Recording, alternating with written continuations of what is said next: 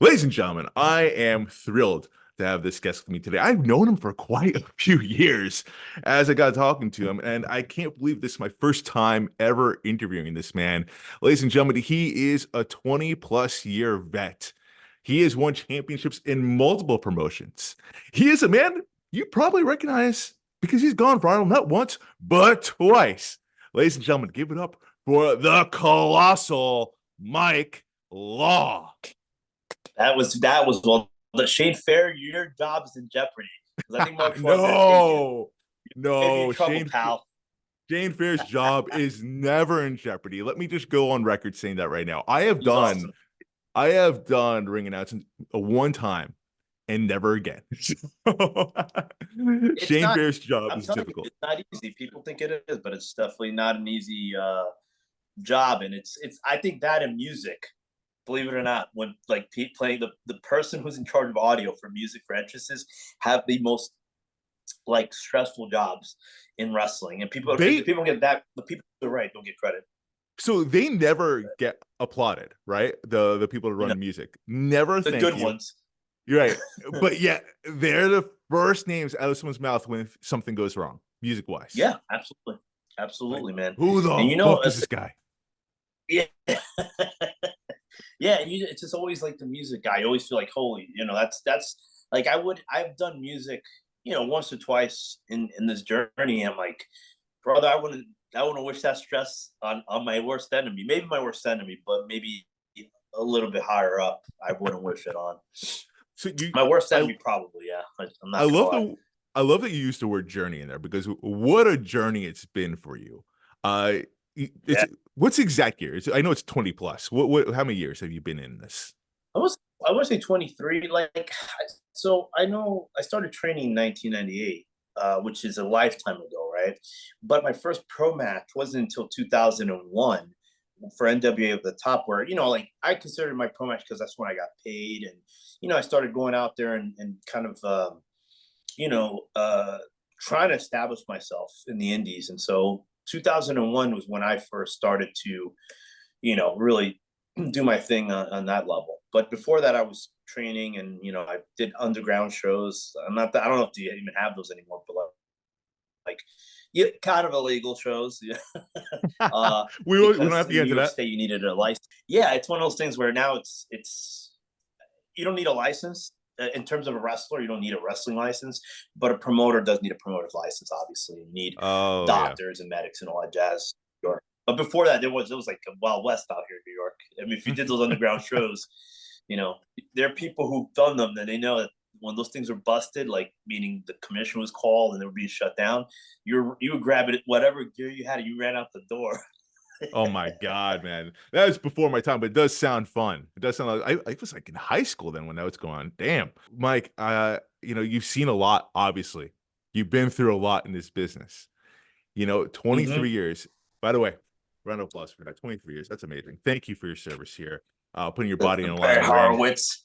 Thank you, So thank my man, there's a lot of talk, WWE's on fire, AEW's on fire, TNA, NWA, the indies, around the universe of wrestling, people say that, this is the best time for wrestling. Now, that's someone that's actually inside it. Would you agree? you. Is now the best time of wrestling that you've seen? Yes, I would actually agree with that. I think there's opportunities plenty. Um, I know people were saying a few years ago that that was the same thing, but I didn't think it was as emphatic. I'm going to speak on my business dealings and my personal and professional experience. The money's been never been better for me. The merch sales have never been better for me. That's a big part of my business. And so I think it's hot, man. I mean, I think it it could be better. It could be hotter, but it just there's certain things that are lacking in certain companies that are probably not lending itself to improving a lot, to a broader audience. You know what I mean? At the end of the day, like, you know, that's the mentality you have to have. As far as like, you just want to be able to get everybody. You know what I mean? And not everyone's gonna love wrestling. Not everyone's gonna love what we do. Believe me, like, and shout out to okay. We talked about going viral once. which was the dive through the chair incident of 2020. But then fast forward to a few weeks ago, we had a situation with me and my barbell, and I just have to say that it's interesting to me when it's wrestling fans, just people in general are funny because if me doing a dive through a chair, which listen, wouldn't recommend, it hurt like hell, is too real, and oh, this guy's not trained, blah blah blah. These guys are doing it for the hot dog and handshake routine, which is just the norm for whatever. I find that funny to be, when people don't know the exact finances when it comes to this. But with that being said, um, I do the barbell thing, and all of a sudden, wow, this is phony, this is hokey, and it's this is bullshit. This is all like amateur, and it's like I've learned a long time ago, way before when I started training, they always taught us not to no sell things. You know what I mean? Let's just like no sell it, and I think that helped me out a lot because I if people are talking about me, that's all I care about, man. Like at the end of the day, like just keep putting my name in there and keep getting the clips and keep allowing us to monetize and be successful with that, and that's fine. Like you're not going to love everything. Listen, I can tell you right now, there's stuff that no one's going to critique me more than I'll critique myself. I'm my worst critic, and there are people tell you that I've gone like ham on myself in terms of everything from appearance to the matches to the promos, all that stuff. So, with that being said, that's just I think the wrestling business is very hot. It hasn't been this hot, in my opinion, since like the late '90s, that kind of early 2000 Attitude Era with WCW, ECW. But it could be hotter, in my opinion. I think it could be bigger. I feel like so many things I want to touch on there from what you answered with. My answers are very long. No, but like, all right. So I found going viral very interesting. So I'm in the social media world, right? And I've talked to plenty of business owners, small business owners that have gone viral, right? And it actually has done nothing for their business in the sense that nothing, nothing like financially as far as Yeah. going viral goes, right? But from my point of view, it puts more eyes on them, right? So it's interesting Right. here from an artist. I consider wrestlers artists. Like when they go viral, it's a great thing for you guys, right? Like, but did it lead to anything direct for you? Any direct results for you going viral as opposed to a small business owner? Um, there were definitely more bookings out of it. You know what I mean? Like, listen, the amount of visceral hate on both ends, not only from like fans, but from wrestlers were more offended by the dive thing more than anything. Oh, But dude, trust me, I heard all about it. I know. yeah, and listen, you have to realize, like at the end of the day, like, and I don't know if it's a part of me that just kind of enjoys that. I enjoy it when people get very.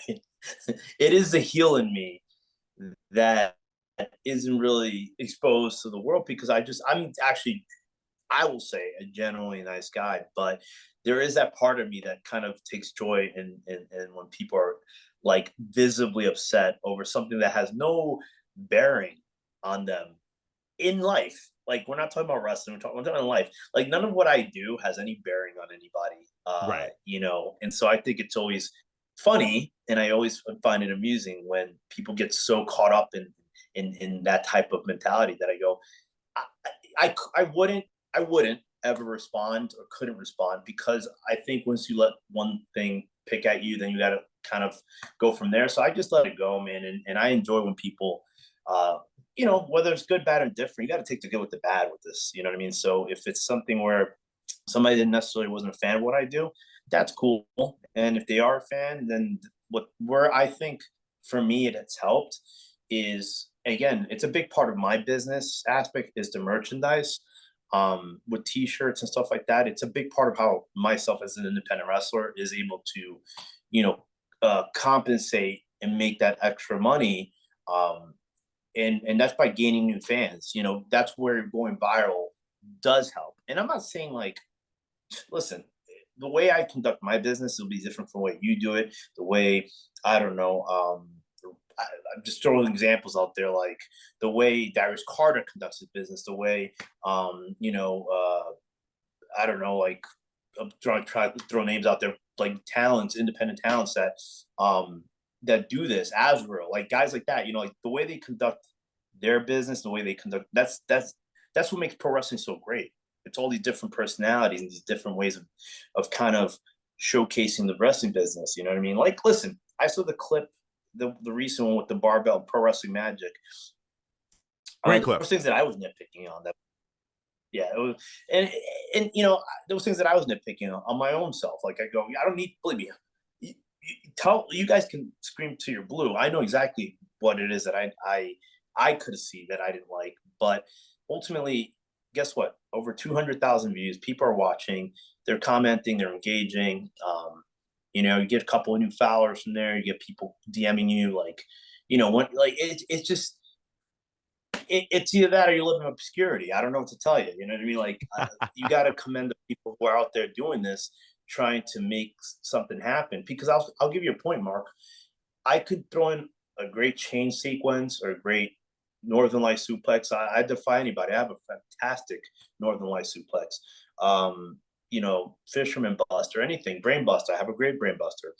But none of that stuff gets any of the masses than something ridiculous. It's like I could do all this cool shit, but in the ring, but then the moment I do something that's so over the top, that gets thousands of views. You know what I mean? And that's just where the wrestling business has evolved and changed. And it's like I still do protect the wrestling business to a certain extent, but I also know what my audience is too. Like I have to figure out, like, okay, this is what my audience is.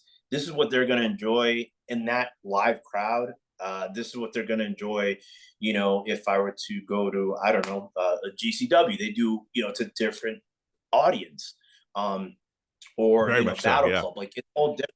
GCW has a different crowd, and you know what you would do there probably wouldn't work anywhere else. So that's just the mentality I've developed throughout the years, is to make sure that you kind of work with what you got. Spoken like a 23-year vet. No, but for My real, like, but like, no, for real, like, you know, I've heard similar answers, but like from definitely people that have been around the block who know. Because yeah, like, I remember interviewing Billy Brash like years ago and talking about like, going up north, it's a different audience over there than going down south. You have to do different things, and you feed off the yeah, audience. You're aware of what they are into, what they're cheering for, what they're not cheering for, not giving a reaction for, and you go off that. And it's smart. Like, it's when you first hear it, it's common sense, but like, it does. I think it's something that you don't necessarily are aware of until you're in it and you're years into it. I agree.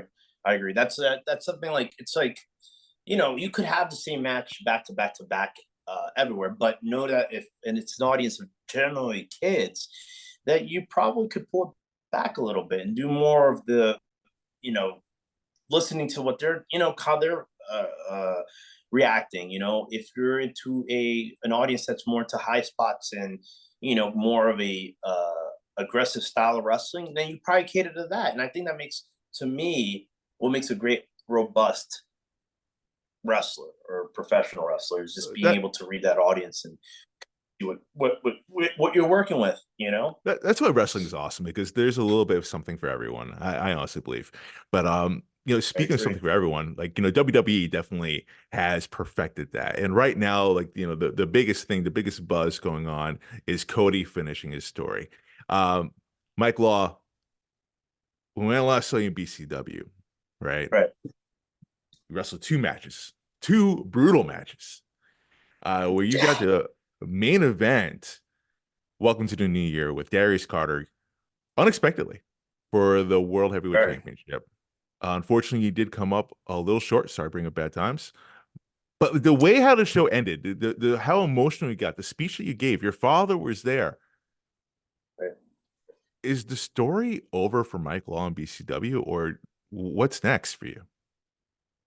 That's a great question, man. I mean, I think more than anything about pro wrestling, what's beautiful about it is emotion. You know what I mean? And I don't. I'm pretty sure it's not the first time that, like, it's been said. I mean, I know it's obvious, but what you're selling a lot of times is emotion. You know what I mean? Because of what wrestling has been construed as, what's been shown as, you know, time and time again. Like, you're selling the idea of like an emotion, and for me, like, nothing uh nothing presented itself as much as that, as in my opinion, for me, for when that night happened, because I did not expect to see my dad out there. My dad hadn't come see me wrestling probably, I don't know.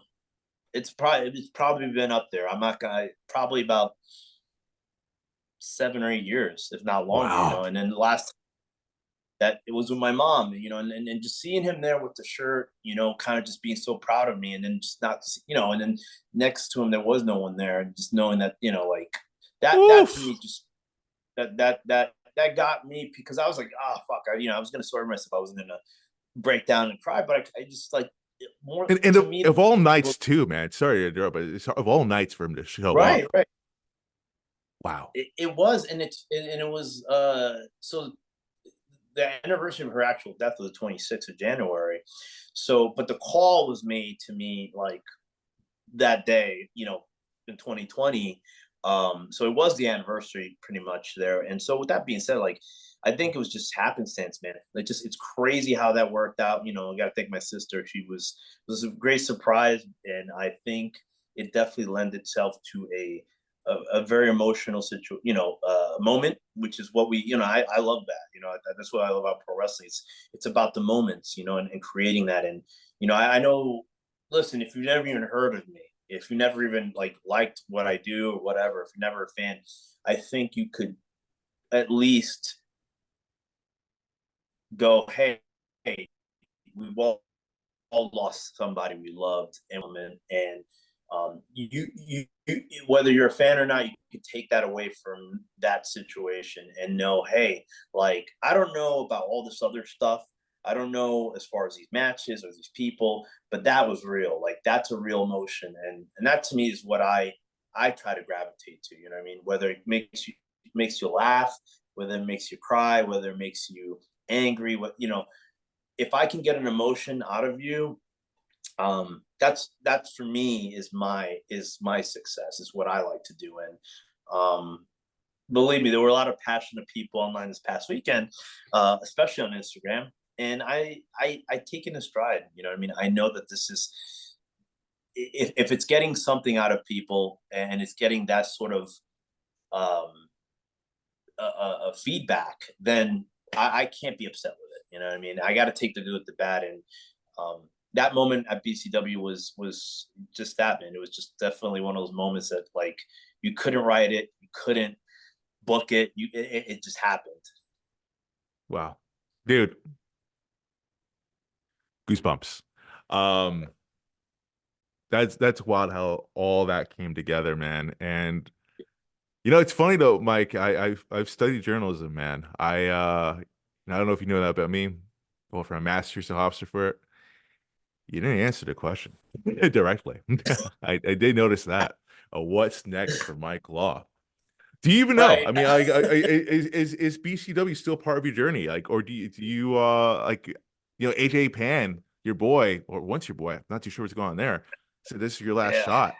Like, is there more in the tank for I you? don't I know, man. guess Listen, that's a good question, and good pickup on not me not answering. I'm a salesperson by like trade. You know what I mean? That's just one of those things we were taught never really to go, and just indirectly. But with that being said, I don't know, man. Like I've always felt that I've given my best foot forward to them, and I don't, whether it's Daniel Alexander, Darius Carter, or Anthony Gangone, or even anyone before that. Like I've always um, gone out of my way to, and I've done it because of the good people that are at BCW. You know what I mean? Like um, I won't get into the political aspect of it or the stuff that happens behind the scenes because it's too in depth.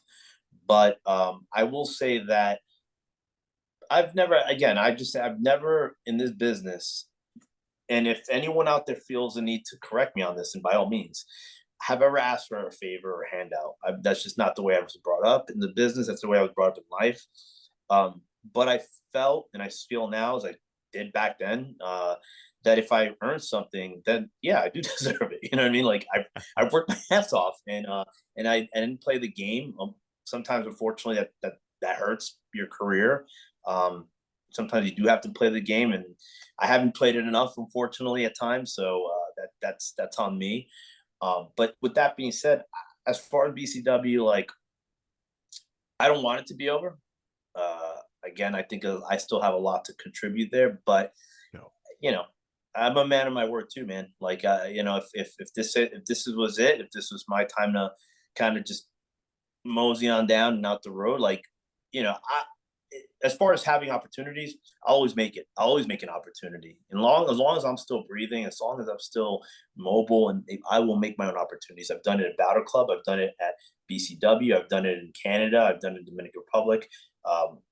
Whether it was booked to wrestle in MLW, AEW, or anywhere else, or Ring of Honor.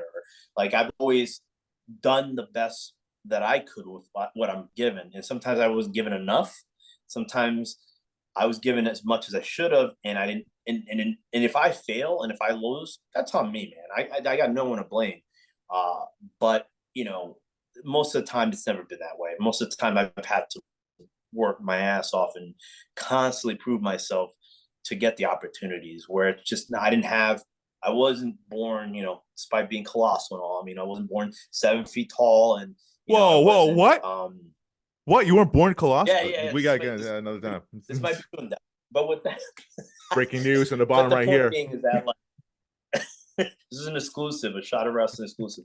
But yeah, man, like I can't tell you, man. I can't tell you because I don't control it that way, and I certainly, um, if that was the way to go out, then I'm proud of it. I'm proud of the effort I put in there, and the matches I've had there. Well, Mike, as we wrap things up here, before we do, I just want to say from bottom of my heart, I'm a believer. I enjoy what you do. You're a hell of an athlete. Thank you. You're a hell of a competitor. You do so much for this industry, more than we're able to talk about. Hopefully, I get you on next time. We can talk a little bit more about it, about what you do for this business. But you're a valued asset in BCW. I see it. I'm a manager, man, looking to open up the books for Hollywood Inc. Wink, wink. Nudge, We nudge. may have to have a Say talk, more, say more. but sooner than later. So, like, I believe there's fight left in you. I believe there's still the story is still going to go on in BCW. At least that's what I hope, and that's what I'll try to finagle myself if I have to. But Mike Law, thank you so much for joining Shot of Wrestling, man. We have to have you on again. Colossal interview, if I Absolutely. say so And myself. listen, I'm not gonna lie to you. Like my answers are never like one word answers. They're long and they're intricate and they're supposed to, and hopefully informative for those who don't know.